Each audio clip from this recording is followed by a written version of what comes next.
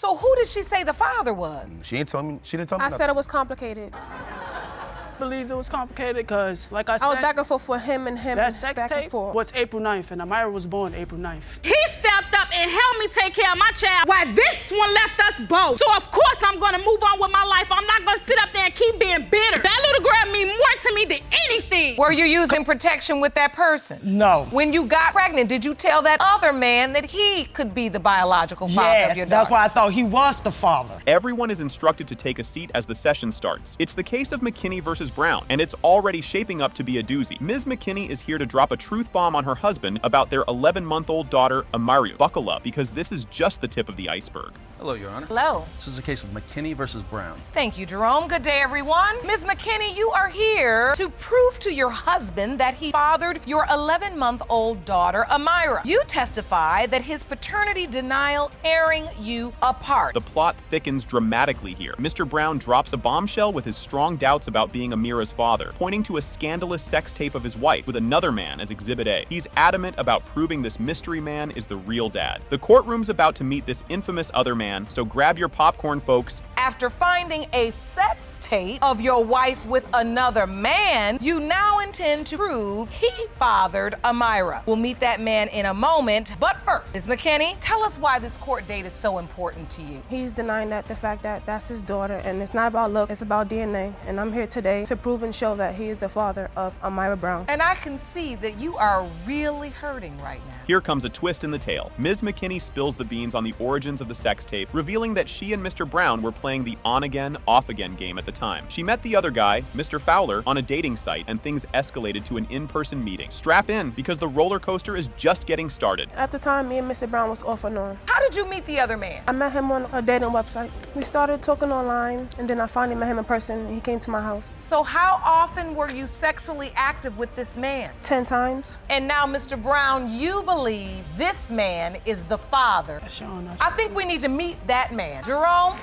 can you please escort our witness into the courtroom? Just when you thought it couldn't get more tangled, Mr. Fowler discusses the timeline of their relationship and the bombshell pregnancy announcement in 2017. Despite their affair lasting through 2016, he's baffled by the timing of the pregnancy. Keep your eyes peeled, because the truth is stranger than fiction, and it's about to unfold. What did she tell you exactly? That she's pregnant and she's ready to give birth. So who did she say the father was? She didn't tell me I nothing. said it was complicated. I believe it was complicated because, like I said, I was back and forth with him and him. that sex back and tape forth. was April 9th, and Amira was born April 9th. Did that math add up? No. When were you intimate with your wife, Miss McKinney? When were you intimate with her? The year of 2017, I'll say we got back together in April. Hold on to your hats for this roller coaster of emotions. The judge attempts to piece together the messy timeline as Mr. Brown recalls his bittersweet reaction to the pregnancy news, plagued by doubts due to Amira's appearance not matching his. The suspense is building, and we're inching closer to those jaw-dropping revelations. Yeah. Did you know she had been intimate with another man? Yes, I She did. was informed. Because you had seen him. Yes. So now take me to the birth. When Amira was born, where were you? Were you there? I was present. And did you sign the birth certificate? No, I did not. I refused to let him sign it. I said no because Amira didn't look like me. That's why I said That too. It's the moment of truth everyone's been waiting for. The DNA results are in, and the courtroom holds its breath. Drum roll, please. Mr. Fowler is not the father of little Amira. There's a collective sigh of relief from one corner, but the mystery deepens. Fasten your seatbelt, because there's another curveball coming right up. It has been determined by this court. Mr. Fowler, you are not the father. Thank you.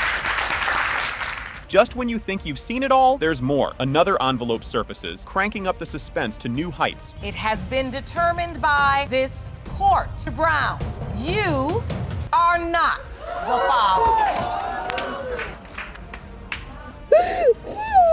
Jerome, help her. Jerome, help her.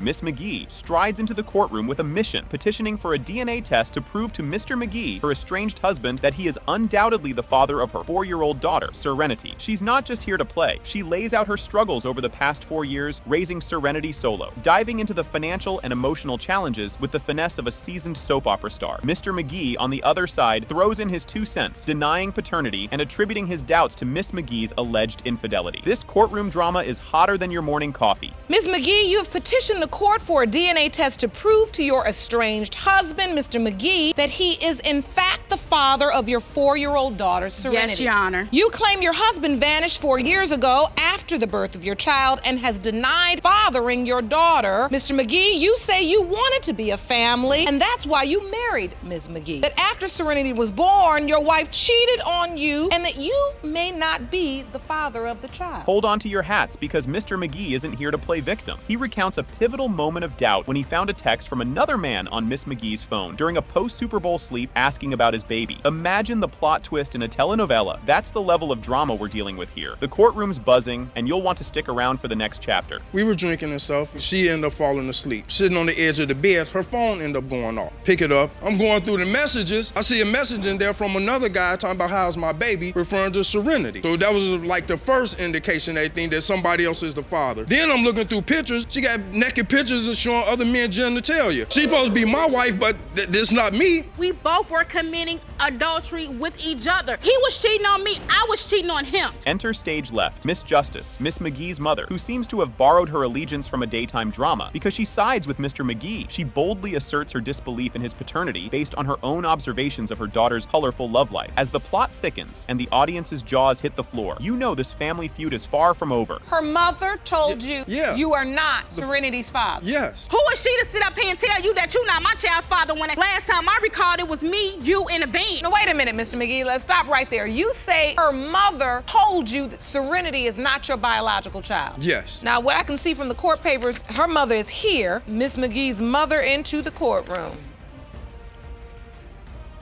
Miss Justice digs her heels in deeper, elaborating on her disbelief in Mr. McGee's paternity by outlining her daughter's promiscuous escapades and the mismatched conception timeline. She paints a picture of disappointment and concern, a regular matriarch in distress, all while defending the values she tried to instill. The emotional fireworks aren't stopping anytime soon, so keep your eyes peeled. No, my daughter was out there. I was out there. Yes, she Excuse me?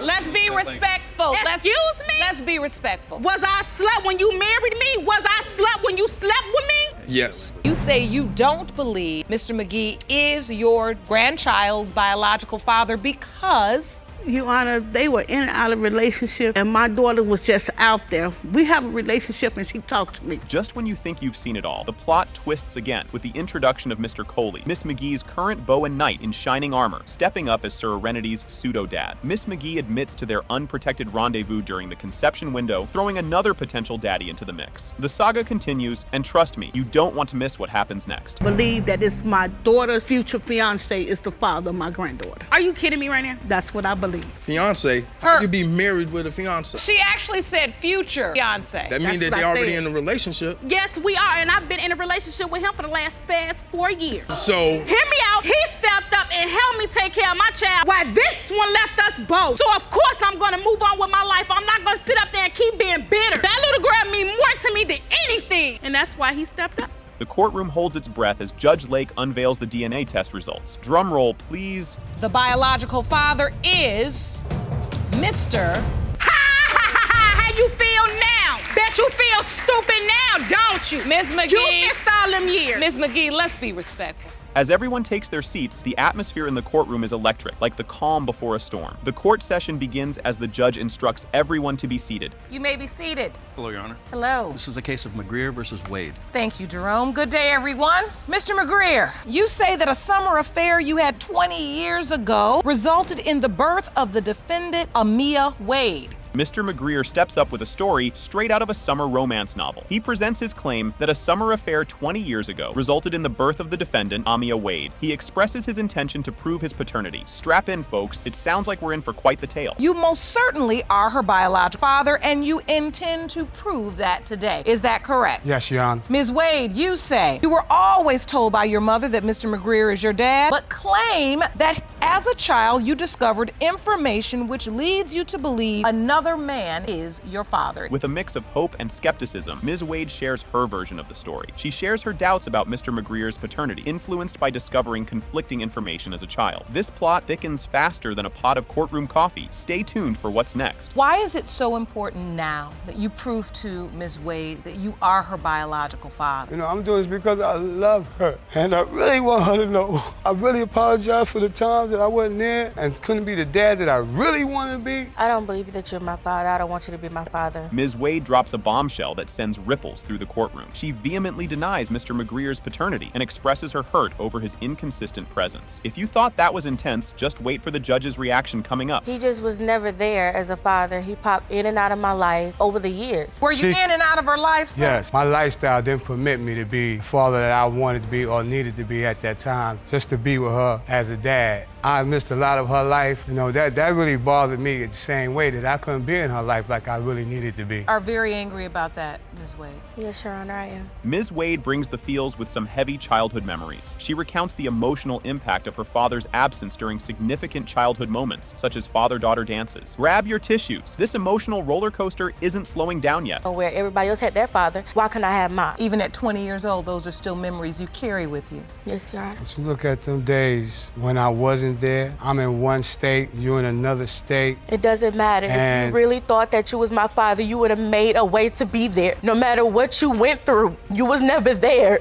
And then you want to come in and out of my life 5 years at a time. You want to come in my life when I'm 19 and try to be a dad. It's not gonna work like that. Time seems to stretch as the past is laid bare. A time lapse in their relationship is highlighted, showing gaps of several years between Mr. McGreer's visits to Amia. Just when you think it can't get more heartfelt, the next testimony gives it a run for its money. Another 6, 7 years? My lifestyle didn't permit me to be the father that I wanted to be. You still should have been there. It doesn't matter. I understand how you feel. No, you don't. Oh, I understand how you feel. No, you don't. Because if you did, you would have made an effort to be there no matter what. It does not matter. You should have been the father. At the end of the day, you should have been a father. I'm still your dad. No, you're not. Ms. Wade digs deep, revealing the wounds left by absence. She discusses the emotional pain and confusion caused by the absence of a consistent father figure and her subsequent attachment to another man who treated her as his daughter. The courtroom drama is real, and there's more heart-tugging ahead. When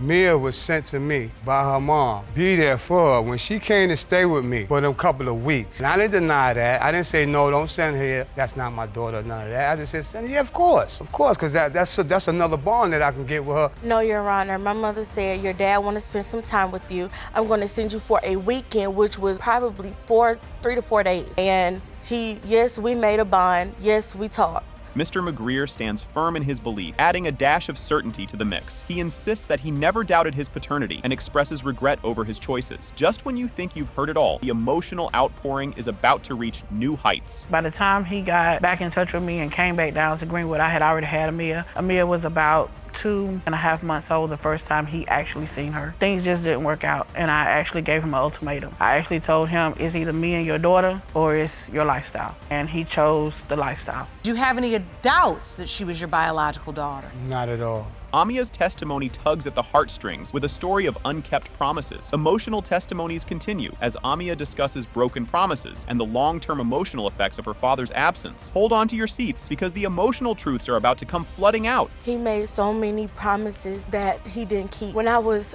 13, promised to get me a whole new wardrobe of clothes for school. I had to go to school with the same clothes I put last year, and that resulted into me being bullied. As a result, I think that was his fault.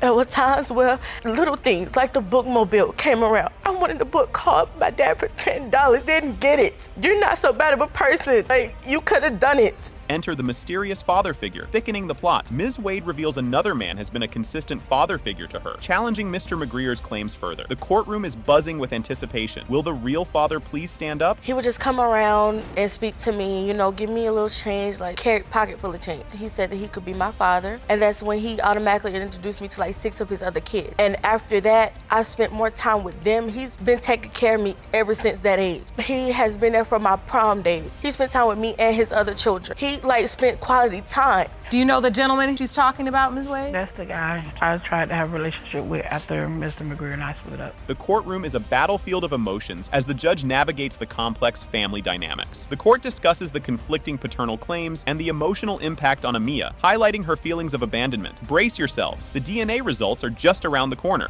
It has been determined by this court. Mr. McGreer, you are not the father. I'm so sorry. The episode kicks off with a formal but somewhat quirky greeting session. The judge briskly swings into action, introducing the case Boyd v. Henderson with a bit of flair courtesy of the bailiff Jerome. As formalities are exchanged, Ms. Boyd steps up, claiming Mr. Henderson's denial of paternity has thrown their daughter's emotional state into a blender, setting the tone for what promises to be a courtroom roller coaster. Ms. Boyd, you say the defendant's paternity denial destroyed your daughter's childhood and has caused emotional distress. You are here asking this court to order a paternity test to prove that Mr. Henderson is Regina's father. Mr. Henderson, you say there is no need for a DNA test because it is impossible that you are Regina's dad. The plot thickens as Ms. Boyd and Mr. Henderson give wildly different accounts of their alleged romantic encounter. Henderson claims it was all a blur thanks to his inebriated state, while Boyd insists it led to her pregnancy. A revelation so brief she thought it was impossible. As everyone braces themselves, you can't help but wonder what curveball will be thrown next in this paternity puzzle. She said it was quick. We didn't have sex. She came into the room, and when she took off her clothes, not now. I was too blitzed. I was high. She took off her clothes, and then when I took off my clothes, that was it. It was over. And then she said, what's wrong with you? I said, I'm done. Yeah, I said, what's wrong with you? Because it happened so fast. She said, that's what I didn't even know what was going on. Because, Your Honor, I was parents. I shouldn't have been doing it in the first place. I was young. But you just said you was having sex with other dudes. Just when you thought it couldn't get more tangled, Ms. Boyd drops another bombshell. Upon finding out she was pregnant, she initially thought another guy was the dad due to their concurrent fling. Meanwhile, Henderson decides this is the perfect time to claim paternity, confronting Boyd right by the newborn-themed mailboxes. Strap in as the tale takes another twist, leading us to an awkward mailbox showdown. First of all, I didn't think it was his baby because I was with somebody else at the time. So when I did find out I was pregnant, that's why I didn't think it was his. That's what I mean by I wasn't experienced, because it happened so fast. I didn't know I could have been pregnant by him. Were you using protection with that person? No. When you got pregnant, did you tell that other man that he could be the biological father of your daughter? That's why I thought he was the father. Fast forward a few years, and Mr. Henderson slides into Regina's Facebook DMs with a "I'm your daddy" message that could easily be mistaken for a bad chat-up line. This bizarre attempt at reconnection throws Regina for a loop, leading to a series of awkward father-daughter hangouts that don't quite click outside their scheduled visits. Just when you think it's all calming down, the social media saga adds a whole new layer of cringe to the proceedings. Mr. Henderson contacted me on Facebook saying, I'm your daddy. And then I'm like, is he trying to talk to me? Because he had his cat daddy blue suit on. And I'm like, then he went on and said, I used to date your mom. I'm like, oh, okay. My mom was in the room at that moment. So I asked her about Mr. Henderson. She said she forgot all about Mr. Henderson. And then from there, me and Mr. Henderson exchanged numbers. The judge, probably as baffled as the rest of us by now, decides it's time to cut through the chaos with some science, ordering a DNA test to finally get to the bottom of this familial fiasco. With the evidence piling up and the testimonies more twisted than a daytime soap opera, the courtroom holds its breath for the DNA results that promise to bring some sanity back to the saga. I've heard enough. Your actions do not match your assertion. And for that reason, I'm ordering a DNA test. I want you to submit to the DNA testing and return to this courtroom for the results. Okay. All right. Court is adjourned. All right. In a climax that feels more like a season finale, the DNA results are revealed. It has been determined by this court. Mr. Henderson, you are her father. Whoa.